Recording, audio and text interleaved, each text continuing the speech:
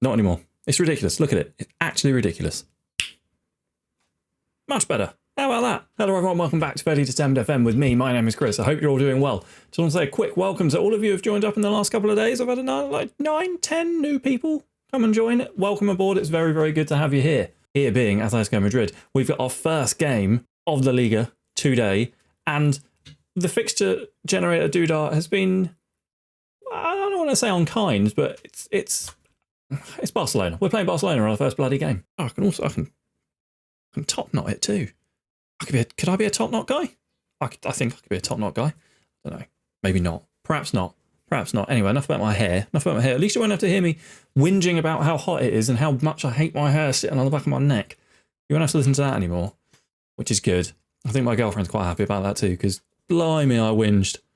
Blimey. We play Barcelona to kick off our La Liga campaign. That is quite the first fixture. They won the league last season. They won it last year. They beat Atletico by 5 points, and we were 4 points ahead of Real Madrid. It's going to be a tough ask. Although, looking at the season preview, they've actually got Sporting Gijón down as winning it. And I think it's largely to do with this guy, who is ridiculous. Absolutely insane. Stats out the ears this boy has got. The last episode was a bit short because it was just a quick, we're at Madrid now, good sort of thing. This episode's going to be a tiny bit more in depth. That's why I'm only doing one game instead of my usual two. What I'm going to do is take you through what I've done since I've been here, just in a sort of the transfer window, pre-season, all that sort of stuff. Let's start with the staff. The AI had left the staff in an absolute shambles, and as you can see, I have fixed it. I went out and I got new coaches. We've now got a proper coaching team. I did the same thing with the scouts. I went out and I got scouts who, if I'm going to be sending them to Portugal to look for players in Portugal, I got myself a Portuguese scout because he already knows the players, he speaks the language, and it's just like, you work for us now, but you live in Portugal. You don't have to buy, you don't have to sell your house, you don't have to buy up or anything, you don't have to move over the border. You just stay there, send me scout reports, and maybe I'll pick up the occasional Portuguese wonder kid. And I sorted out the medical staff too. I've also found, this is the guy I was quite pleased about, Aaron Baldock. He's Welsh, I think. Yeah, he's Welsh, 44 years old, technical director, judging staff ability at 20, negotiating at 20, personality is driven. And what I've actually done is I've set him to hire and fire all the coaching staff and medical staff outside of the first team because I don't bother doing it. And he's actually done all right. I've found in the past when you have a staff member looking after transfers or recruitment or whatever, it's a little bit wonky. You get physio hired who's got a 1 in physio, which is just ridiculous. But Aaron Baldock, to his credit, has been hiring some decent staff. Like, we're not bad. Tactically, we'll go over tactics in a minute, actually. I guess the next thing to look at is transfers. Now, I'm going to blur this. Reminder, editing me. I'm going to blur this so you don't see my big purchase. So we'll start with the outs. Valentin Fernandez, I sold to Zenit for 20 million. He was on the last year of his contract. He's a good player. Like he had a spot in the first team, definitely.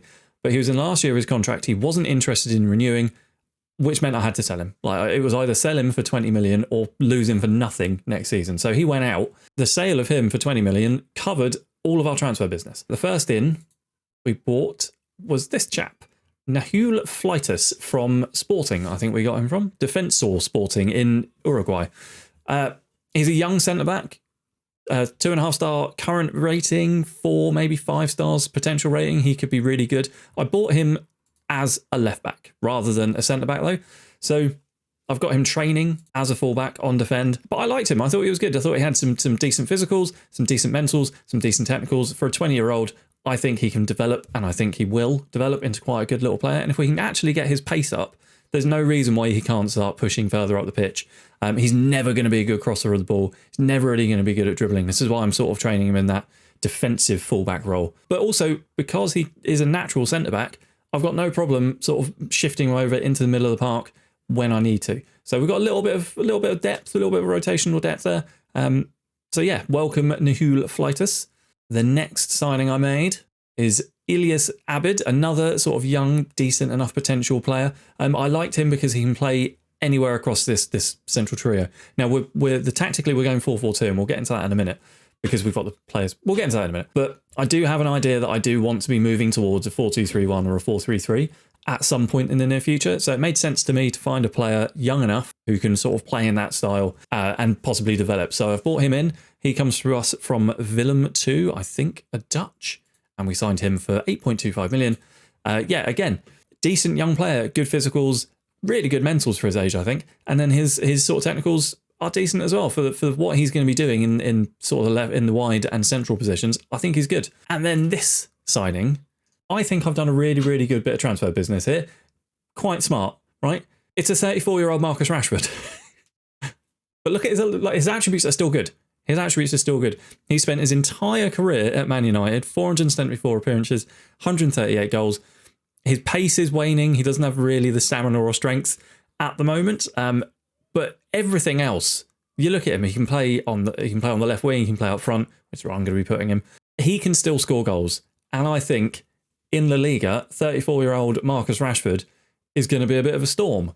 I got him for 5 million up front, with the potential cost including add-ons taking it up to 11 million. Now, I did that. The potential cost is based on how many goals he scores. So for his first 10 goals, I'm going to give United 1 million. For his next 10 goals, so 20 goals total, 2 million.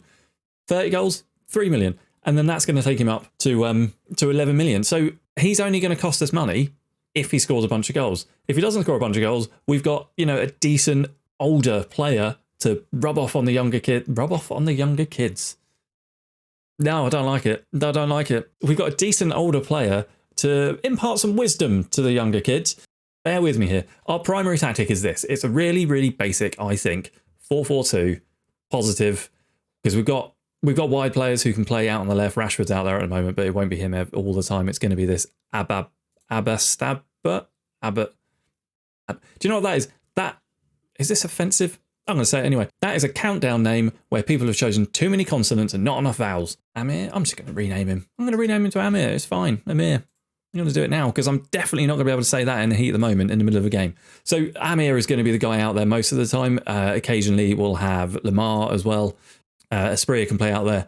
Arca can play out there. He got an injury in pre-season. He's missed most of pre-season, but he's sort of my first choice out there. This is going to be our sort of default setup, is what we played in pre-season, which has gone well. However, the scout report for the Barcelona game suggests that it would be better for us to play a 4-2-3-1. They conceded an average of 4 clear-cut chances per 90 minutes when facing this formation. So this is what we're going to go with for this particular match against Barcelona, and we'll see how it goes. We haven't trained it at all in pre-season, so this could be really bad. I've got it set as a primary train tactic now to try and get some familiarity with it for the boys before Barcelona game.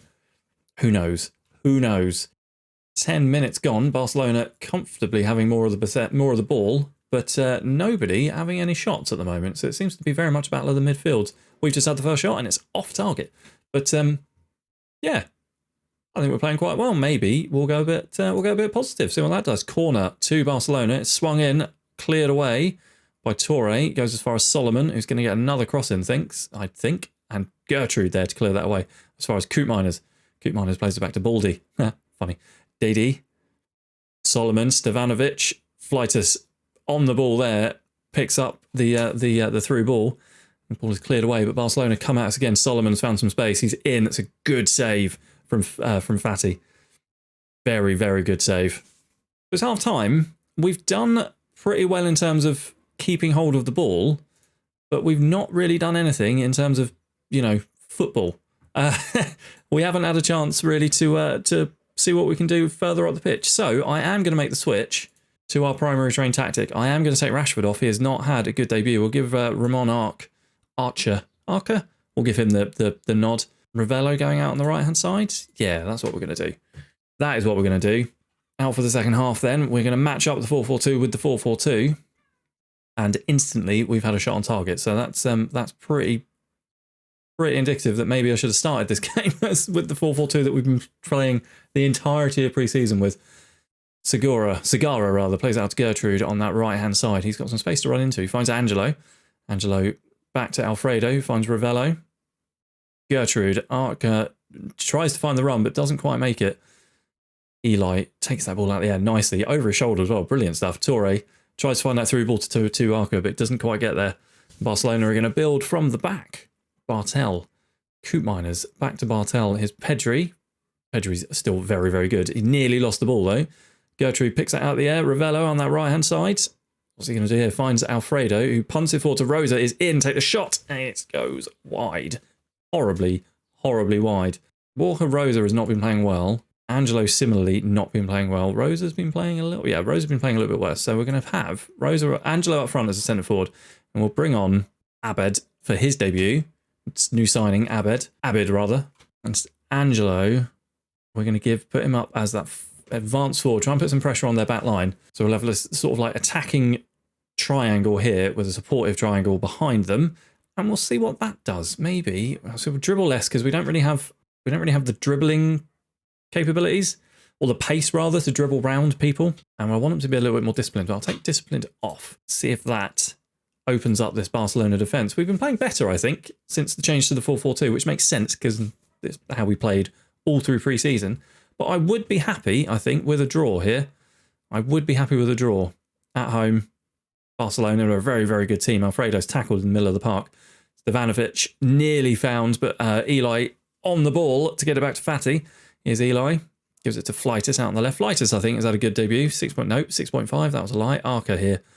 What's he going to do? He's going to give the ball away needlessly. Good tackle from Alfredo, though. Abid finds Asprilla on this right-hand side. Go on, get the cross in. Alfredo. Abid to Asprilla. That's a push. That is a push. Are we going to have a penalty here? Are we? Come on. Why has he got to run over to the screen? Why? It looked like a push. Play's been stopped. I've not had a penalty not given in these incidents. I don't know who our penalty taker is. I should have checked. Didn't. It's a penalty. Okay, right. Sod settling for a draw. Get this. Get this penalty. Who's taking it? Who the hell is our penalty taker? Arca. On at half time. Get in. Yes. Come on. Get down to balance. We'll be a bit more disciplined again. Maybe we'll start wasting some time. 10 minutes to go. Yeah. Yeah, we will. Yeah, we will. Come on. I'm going to watch penalty because we scored it. Yes. Right. Good. Oh, I'll hit the mic. We may be starting our first game, finishing our first game with a win, but starting our La Liga campaign with a 1-0 victory. Maybe a 2-0 victory, depending on how this goes. Asprilla, given all the time in the world to run in, he really should have done better with that shot. Nobody tackling him, but Asprilla, I think, has played pretty well since coming on, so he might be the player who starts in the next game. And that, I think... Ooh, final highlight. Arca, Eli, 2-0, come on! No, surely not. That looked well onside to me. VAR, do me a solid. Oh, rubbish. Looked well onside. It looked well onside. But, doesn't matter, because we've won it anyway. Get in. Look at that. Defensive performance there.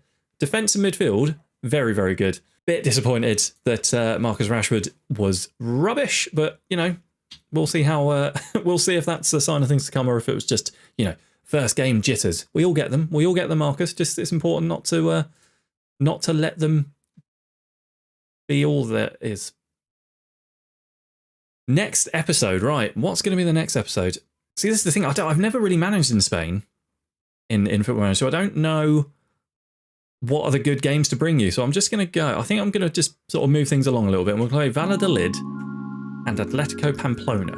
We'll get an away game and a home game. They're all on telly as well, blimey. Every La Liga game televised, because that's insane. Yeah, we're going to play Valladolid and Atletico Pamplona in the next episode. We'll see how far we are up the league or down the league then. Thank you so much for watching. I hope you enjoyed the episode. If you did, let me know what you thought down in the comments. Leave a like on this video and subscribe to the channel if you're not already. And I'll see you very, very, very soon for some more Manager's Journey. Cheers. Bye.